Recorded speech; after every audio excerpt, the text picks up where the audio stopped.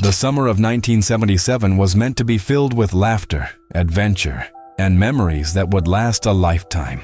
Camp Wildwood had been welcoming children for over 2 decades, nestled against the edge of what locals simply called the deep woods, a sprawling wilderness that stretched for miles into the heart of the mountain range. The forest itself was both magnificent and forbidding.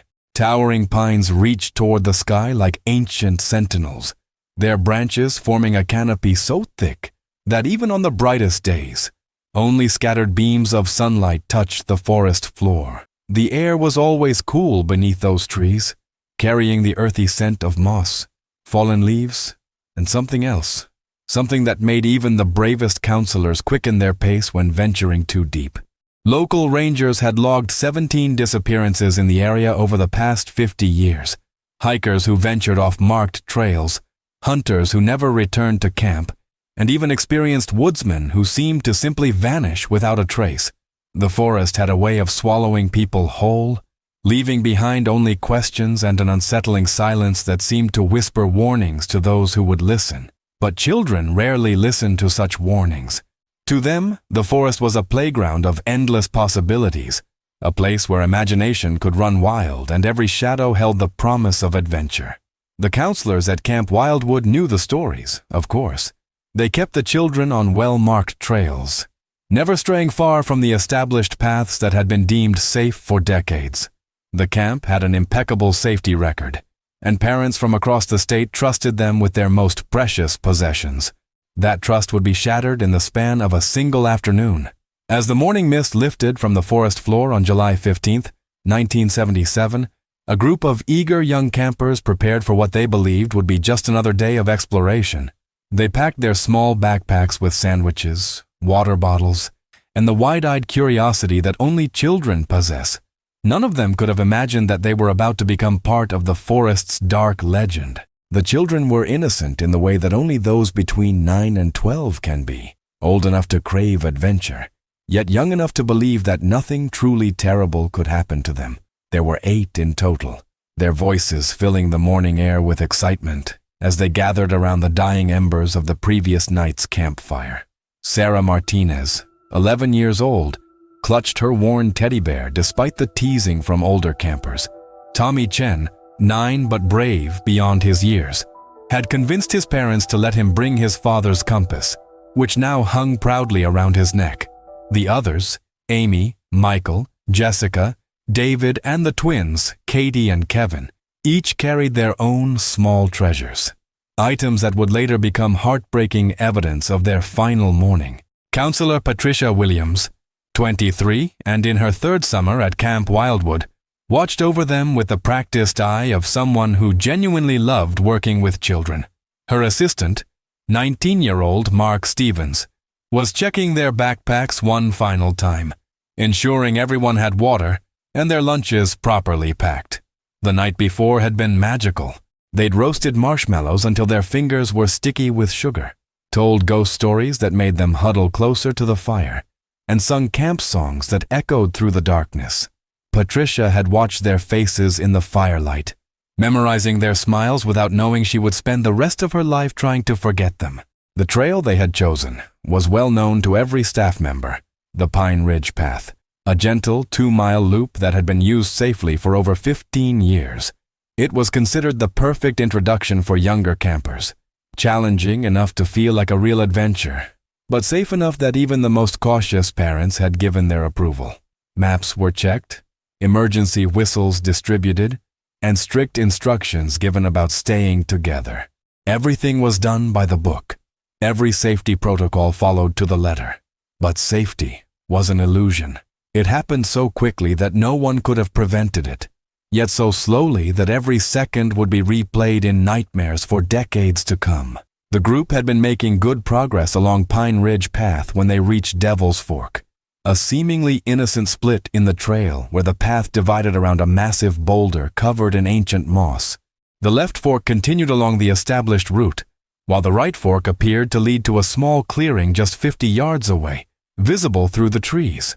Tommy Chen spotted something glinting in that clearing, perhaps a piece of metal, maybe just sunlight catching morning dew. But his curiosity was stronger than his caution. "Can we just look for a minute?" he asked, his young voice full of wonder. Patricia hesitated. The clearing wasn't far, and she could see it clearly from where they stood. Against her better judgment, a decision that would haunt her forever, she agreed. 5 minutes, she said firmly. "We all go together, and we all come back together." But children have a way of becoming scattered like leaves in the wind. As they explored the small clearing, admiring wildflowers and chasing butterflies, Patricia counted heads obsessively. 8 children, always 8. Until suddenly, impossibly, there were only 4. "Where are the others?" Mark's voice cracked with the first edge of panic. The twins, Katie and Kevin, were gone. So were Amy and David. 4 children had simply vanished in the time it takes to bend down and pick a flower.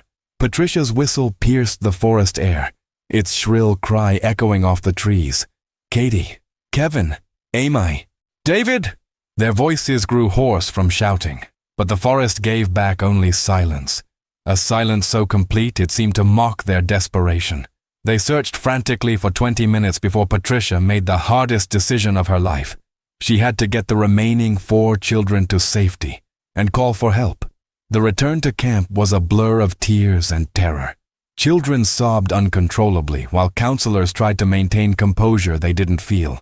Camp Director Robert Hayes immediately contacted authorities while Patricia collapsed into a chair, her hands shaking so violently she couldn't hold a cup of water. Within hours, search and rescue teams flooded the area. Helicopters thundered overhead, their rotors churning the forest canopy.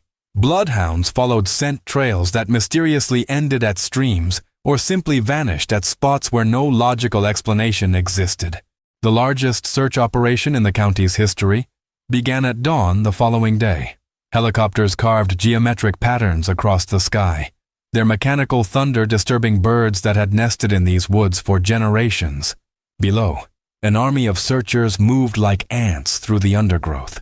State police, park rangers, local volunteers, and experts flown in from 3 neighboring states. The terrain fought them at every turn. What looked like gentle woodland from above revealed itself as a maze of hidden ravines that could swallow a person whole. Swift running streams crisscrossed the search area, their icy waters capable of washing away any trace of human passage within hours. Most troubling of all were the caves, dozens of them, some marked on old geological surveys, others discovered only when searchers literally stumbled into their dark mouths. Bloodhounds arrived with their handlers, animals trained to follow humans' scent through the most challenging conditions. But something was wrong. The dogs would follow a trail for 50 yards, maybe 100, then stop suddenly, whining and backing away as if they'd encountered something that terrified them. Experienced handlers had never seen anything like it, their animals refusing to continue, hackles raised, trembling with what could only be described as primal fear.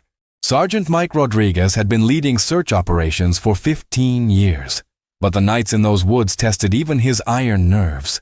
There were sounds, he would later tell investigators, his voice barely above a whisper. Not animal sounds, not wind through the trees, something else. Something that made grown men reach for their flashlights and move closer together. Other officers reported similar experiences, voices calling from empty clearings, the sound of children laughing that seemed to come from everywhere and nowhere at once, and most disturbing of all, the sensation of being watched by unseen eyes that followed them through the darkness. Despite having over 200 searchers combing every inch of the area, not a single trace was found. No footprints in the soft earth by streams, no torn clothing on thorny bushes, no dropped objects from their backpacks. It was as if 4 children had simply been erased from existence. It was as if they had walked into another world. The interviews were heartbreaking. Maria Martinez sat in her living room, clutching Sarah's favorite doll, her eyes red and swollen from days of endless crying. "She's just 11 years old," she whispered to the camera, her voice breaking. "She still sleeps with her teddy bear. She's afraid of the dark. How can she be out there, alone?" David Chen, Tommy's father, paced behind his wife like a caged animal, his hands clenched into fists. "They're telling us to remain hopeful," he said, his voice thick with anger and desperation.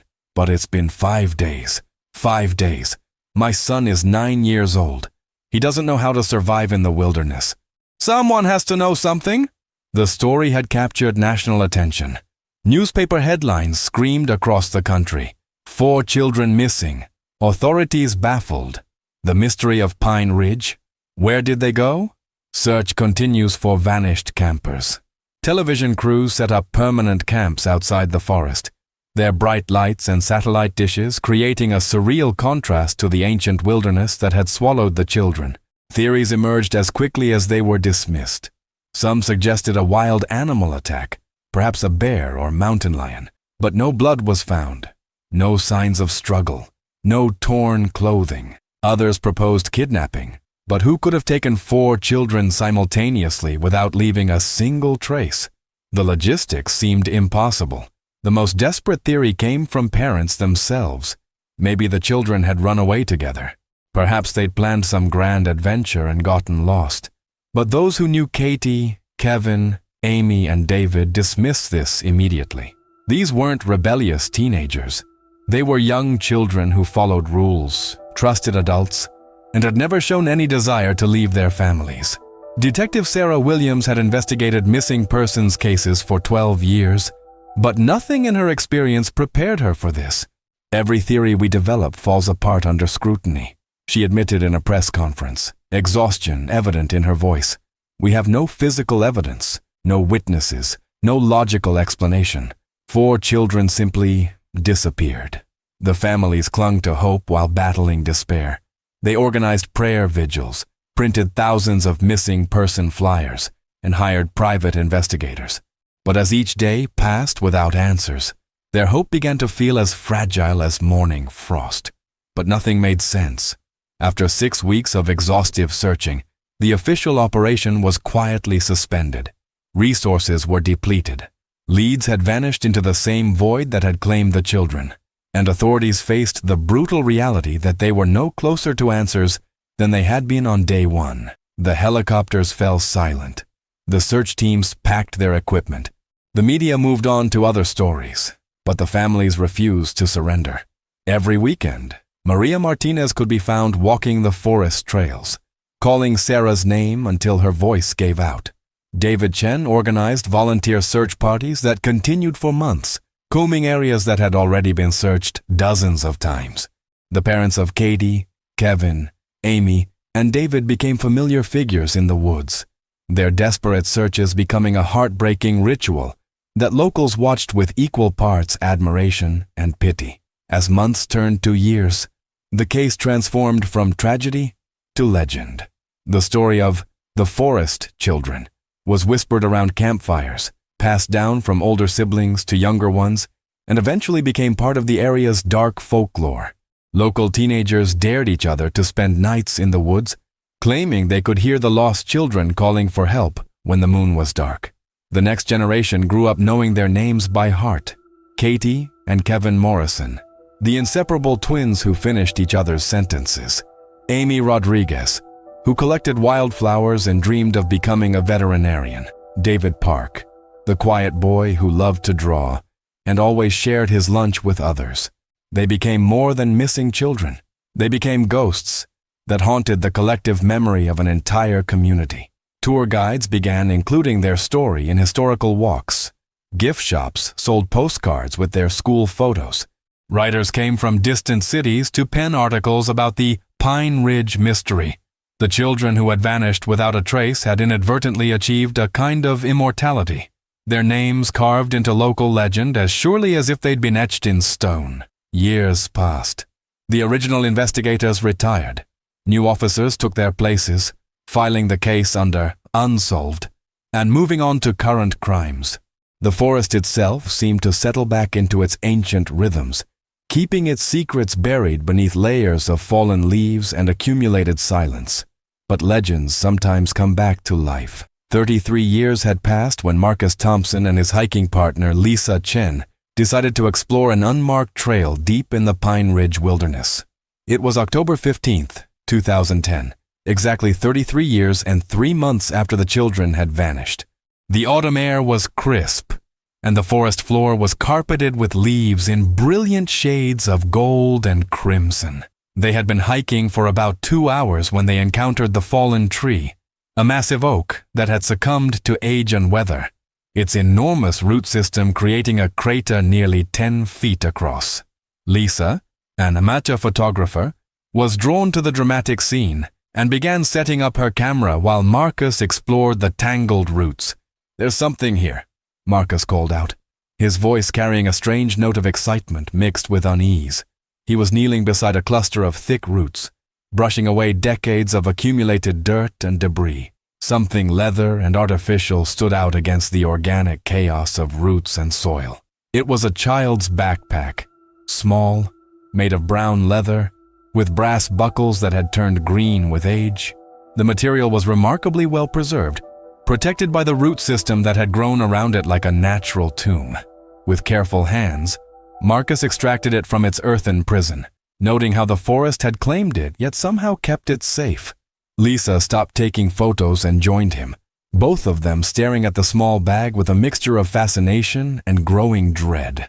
The backpack was clearly old, its style dating back decades, but it was what they found inside that made their hearts race. A small notebook, its pages yellowed and water-damaged but still partially legible. The cover bore a name written in a child's careful handwriting. Amy Rodriguez, 4th grade. The ink had faded to brown, but the words were unmistakable. Marcus and Lisa exchanged looks of stunned recognition.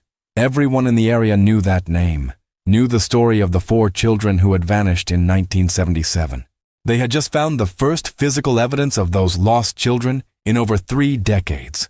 As Lisa carefully opened the notebook, her hands trembling slightly, she could make out fragments of a child's diary entries, homework assignments, and drawings of flowers. And that was just the beginning. The discovery of Amy's backpack was only the first piece of an impossible puzzle. As word spread to local authorities, a careful archaeological excavation began around the fallen oak. What they found defied all logical explanation. 5 backpacks in total, buried at different depths, but all within a 20-foot radius of the massive tree. Each one had been deliberately placed, not scattered by wind or animals. The spacing was too precise, too intentional to be random. Someone, or something, had carefully hidden these belongings in the forest floor decades ago. Katie Morrison's pink backpack contained her diary, its pages filled with the innocent thoughts of an 11-year-old girl. The final entry, dated the morning of their disappearance, read, "Going on a big adventure today. Tommy says his compass will keep us safe." Tucked beside the diary was her favorite stuffed rabbit, its fur still soft despite the years underground.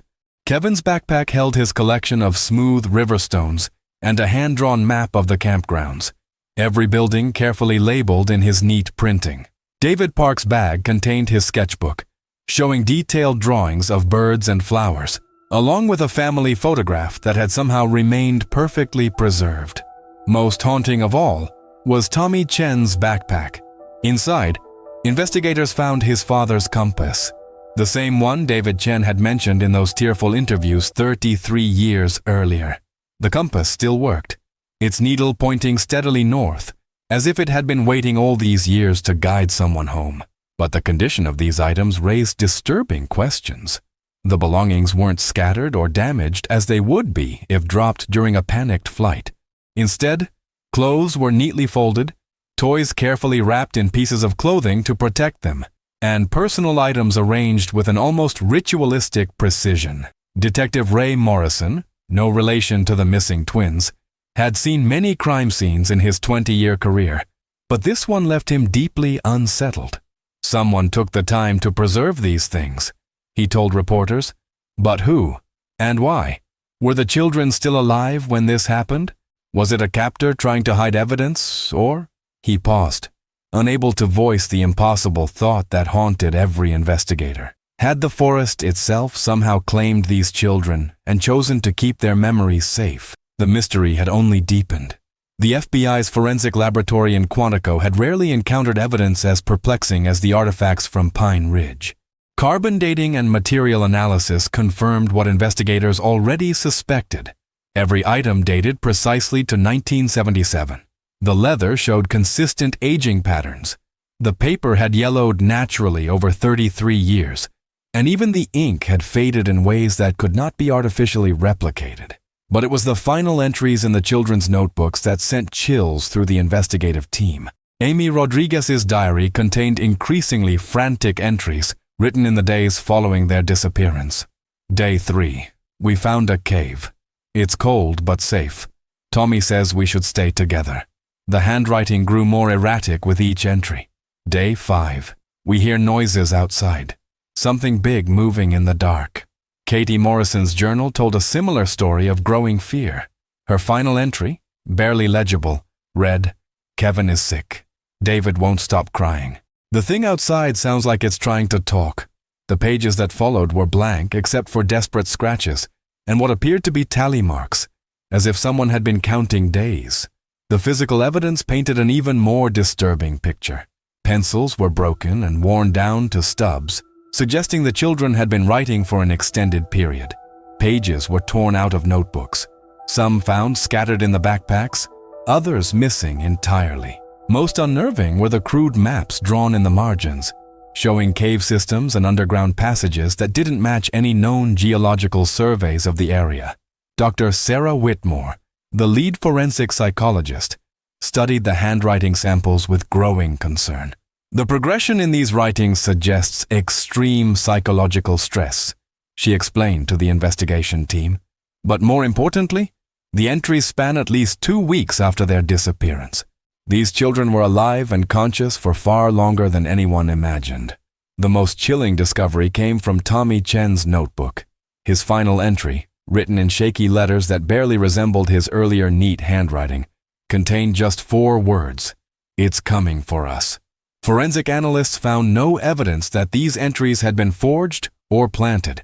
The progression of fear, the deteriorating handwriting, and the increasing desperation all pointed to one impossible conclusion. Someone or something had kept these children alive for weeks in the wilderness before their final fate was sealed. But what had taken them? As news of the discovery spread across the nation, experts from every field imaginable offered their interpretations of the Pine Ridge mystery. The FBI assembled a task force that included criminal psychologists, anthropologists, and even specialists in cult behavior, each bringing their own perspective to the puzzle. The first and most conventional theory centered on kidnapping and concealment. Special Agent Rebecca Torres proposed that the children had been taken by someone familiar with the area, perhaps a local resident or frequent visitor to the forest. The deliberate burial of these belongings suggests someone with intimate knowledge of the terrain, she explained. Someone who knew exactly where to hide evidence so it would remain undisturbed for decades. This theory painted a picture of a calculated predator who had kept the children alive for weeks before ultimately disposing of both them and their belongings. More disturbing were whispers of a second theory that investigators were reluctant to discuss publicly. Local folklore spoke of strange rituals performed in the deep woods, stories that dated back generations before the children's disappearance. Dr. Marcus Hellinger, a specialist in cult behavior, noted unsettling patterns in the evidence. The precise arrangement of the backpacks, the ritualistic preservation of personal items. These behaviors are consistent with certain ceremonial practices, he said carefully. There have always been rumors of groups operating in these remote areas, though we've never found concrete evidence. The third theory, perhaps the most heartbreaking, suggested that some of the children had initially survived and created these buried caches as a kind of time capsule. Child psychologist Dr. Emma Rodriguez theorized that the children might have hidden their belongings in hopes that someone would find them and know they had been there. The careful folding of clothes, the protective wrapping of photographs, these are the actions of children trying to preserve their memory, she explained, her voice heavy with emotion. They may have known they wouldn't survive, but wanted to leave proof that they had lived. Each theory raised as many questions as it answered. If it was a kidnapper, why preserve the belongings so carefully? If it was ritual behavior, where were the bodies? If the children had buried the items themselves, what had ultimately happened to them? Detective Morrison found himself returning to the forest night after night, standing among the ancient trees and trying to imagine what terror those children had faced in their final days. But the forest doesn't give away all its secrets. The reopening of the Pine Ridge case in 2010 brought renewed hope to the families of the lost children, now grown into middle age themselves. Maria Martinez, her hair silver with decades of grief, returned to the forest for the first time since 1977. David Chen, now a grandfather himself, stood beside the excavation site where his son's compass had been found, tears streaming down his weathered face. But despite advances in forensic technology, DNA analysis, and criminal profiling techniques that hadn't existed in 1977, the investigation yielded no definitive answers. The backpacks had revealed their secrets, the journals, the carefully preserved belongings, the evidence of extended survival. But the ultimate fate of Katie, Kevin, Amy, and David remained locked in the forest's ancient silence. The psychological impact on the local community was profound and lasting. Pine Ridge Forest, once a popular destination for families and outdoor enthusiasts, became a place that parents warned their children to avoid. Hiking trails that had welcomed generations of visitors grew overgrown from disuse. Even experienced woodsmen found reasons to choose other forests, other mountains, other wilderness areas for their adventures. "There's something different about that place now," admitted Park Ranger Tom Mueller, who had worked the area for 25 years. "Animals behave strangely there. Birds don't sing the way they used to. Even on the brightest days, shadows seem deeper than they should be." The story took on a life of its own in popular culture. Documentary filmmakers arrived from Hollywood and beyond, crafting theories that ranged from the plausible to the supernatural. Authors penned best-selling novels loosely based on the disappearances. The History Channel produced a 3-part series titled America's Greatest Unsolved Mystery, which introduced the Pine Ridge case to millions of viewers worldwide. But perhaps most significantly, the mystery evolved into something larger than the sum of its parts. The forest that swallows children became a modern folklore, whispered around campfires and shared in online forums dedicated to unexplained phenomena. Parents across the country used it as a cautionary tale, warning their children about the dangers of straying from marked paths and trusted adults. The Pine Ridge Forest had become more than a geographical location. It had become a symbol of the unknown, a reminder that even in our modern world of satellites and cell phones, there are still places where people can simply vanish without a trace. The mystery endures.